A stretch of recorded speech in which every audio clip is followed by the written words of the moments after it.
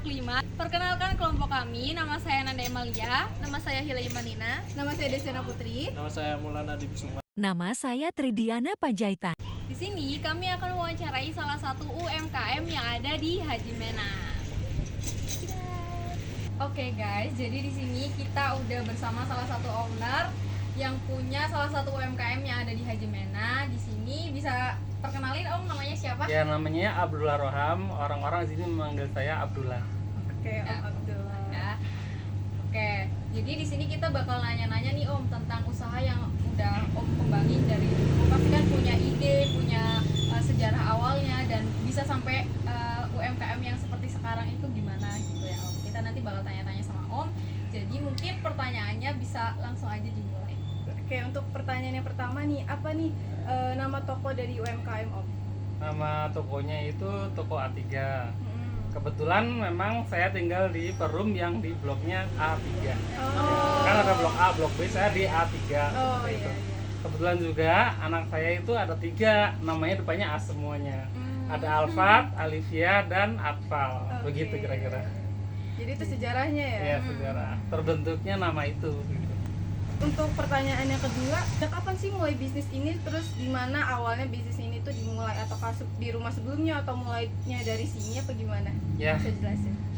Awal mula berdirinya toko ini yaitu tanggal 1 November 2019.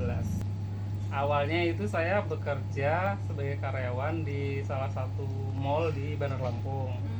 Kemudian karena ada sesuatu hal yang saya harus keluar dari perusahaan tersebut, di mall tersebut, akhirnya saya membuka usaha ini. Jadi kalau untuk pas awal ini kan Om ini kayak abis keluar itu langsung diri ini itu modalnya apa udah nabung sendiri atau gimana sih Om? Alhamdulillah kalau modalnya itu ada namanya uang tabungan, kemudian ada uang pesangon, ada lagi saya cairkan namanya BPJS Ketenagakerjaan. Jadi saya gabungin untuk membuka usaha ini seperti itu. Oke, jadi kan tadi udah dikasih tahu tuh dari mana aja modelnya. Selanjutnya kira-kira berapa sih nominal modal yang disiapkan untuk awal pembukaan UMKM ini Om? Saat itu waktu trial atau uji coba buka toko ini, saya buka usaha itu dengan modal 50 juta. Tapi begitu melihat kedepannya sepertinya prospeknya bagus, akhirnya saya tambah lagi jadi sekitar 50 juta tambahnya, jadi semuanya sekitar 100 jutaan. Oke, 100 juta. Tapi untuk 100 juta itu udah include sama tokonya, udah isinya itu udah lengkap gitu atau? Oh enggak, cuman berupa rak sama barang-barangnya aja. Itu 100 jutaan. Tapi habis itu untuk balik modalnya kira-kira lama nggak? Kalau balik modalnya gimana ya? Jadi kan keuntungannya itu kira-kira 10% dari pendapatannya itu. Jadi semua barang-barang yang ada di sini saya tuh ngambil keuntungannya sekitar 10%. Kalau diambil globalnya ya, average-nya atau rata-ratanya seperti itu. Misalnya harga 1.000, artinya saya cuma ngambil 100 rupiah saja gitu. Kalau 10.000, artinya saya mendapat keuntungan 1.000 rupiah saja.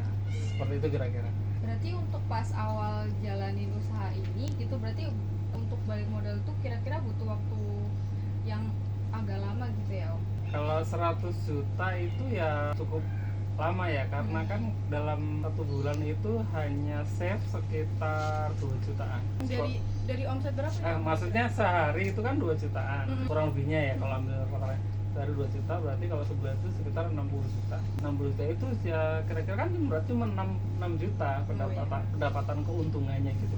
Nah 6 juta itu untuk 100 juta, nah kira-kira berapa bulan? Berapa tahun gitu. Berarti kalau misalnya pas awal-awal itu langsung rame gitu atau emang gitu narik pelanggan dulu atau gimana?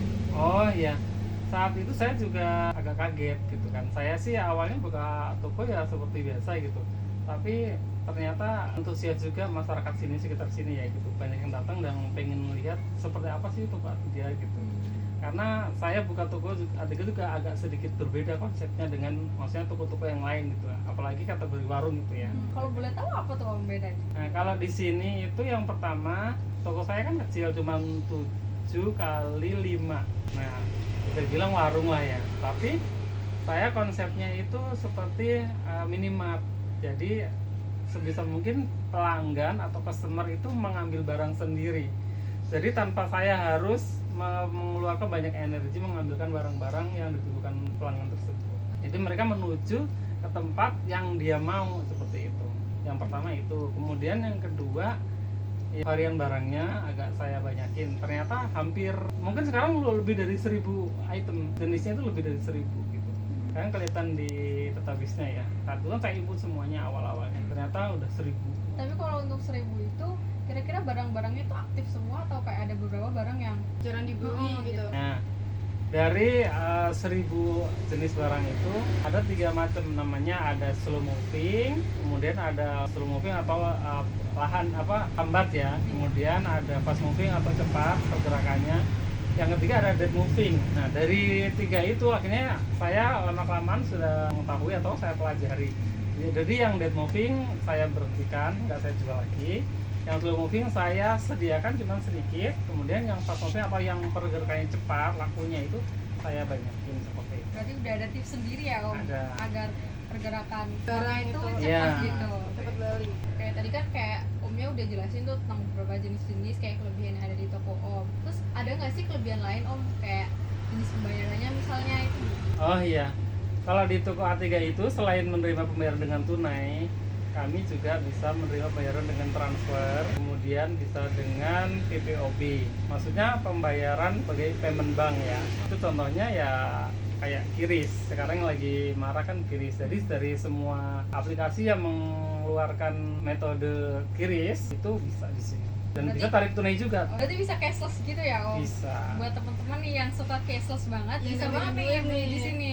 Oke, dari semua itu kita mau selanjutnya nih, apa aja sih kendala yang Om rasain setelah buka toko ini dari tahun 2019 sampai tahun 2023? Entah itu di bidang pemasarannya, terus promosinya, atau mungkin ini baru pembayaran kan biasanya ada tuh orang-orang yang ini apa sih, gimana tuh kendalanya Om? Oh iya, kalau dari kendala terus terang aja itu masalah pengadaan barang. Nah itu menjadi PR buat saya karena kalau pengadaan barang itu harus tepat ya.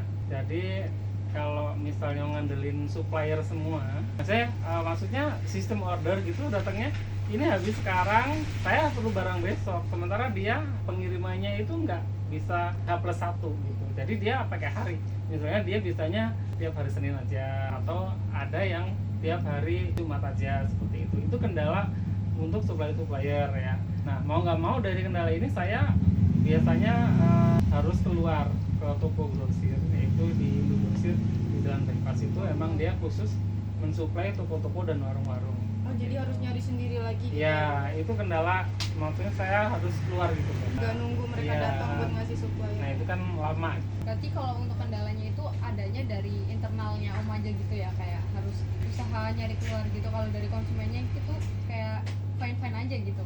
Alhamdulillah selama ini santai aja. Cuma kan pas waktu itu ada tuh Om masa Covid-nya. Nah itu kira-kira berimbas nggak sih Om ke toko Om sendiri gitu? Nah saat Covid itu di luar dugaan saya juga. Karena saya itu saat Covid itu ada diberlakukan namanya yang nggak boleh keluar itu PPKM. ya sejenisnya. Nah, ya itu jadi orang-orang itu nggak bisa keluar kan, dia cuma ada di per room ini aja. Jadi dia sehari-hari cuma beli bahan pokok, bikin makanan, diolah, terus dikonsumsi bareng-bareng sampai akhirnya warung saya itu bisa dibilang kosong gitu. Jadi barangnya habis gitu Di ya, warung-warung tapi tuh, nggak oh, bisa. iya. Karena orang nggak berani belanja keluar, Keluar, iya, jadi iya. mau nggak mau dia harus belanja di sini gitu. Jadi malah di luar dugaan saya yang Covid kirain saya sepi, ternyata malah rame banget. Malah di Iya, gitu ya. masih di rame. Oke, dari sekian banyak pertanyaan nih Om, kita udah menuju ke pertanyaan terakhir. Apa sih harapan Om untuk toko A3 ke depannya? Untuk harapan toko A3 ya seperti pada umumnya namanya toko itu pengen berkembang ya. Awal dibuka toko ini cuman separuh di sini saja. Karena prospeknya bagus, akhirnya saya lebarkan yaitu 2 kali lipatnya. Alhamdulillah ya. Makin lancar. Berikutnya sih harapannya bisa membuka cabang baru. Amin. Ya. Doakan saja, insya Allah akan dibuka cabang baru. Jadi istilah katanya kalau punya toko 2 ya penghasilannya juga 2 kali lipat. Harapannya seperti itu kan, ya gitulah kira-kira. Oke, mungkin karena tadi kita udah ngobrol-ngobrol nih sama Om tentang awal sejarahnya sampai harapan-harapan Om. Mungkin sekian aja pertanyaan dari kita. Sekian wawancara dari kelompok kelompok 5. 5. Kami akhiri. Wassalamualaikum warahmatullahi wabarakatuh. Berpergian tanpa kekasih. Sekian, terima kasih. Dadah.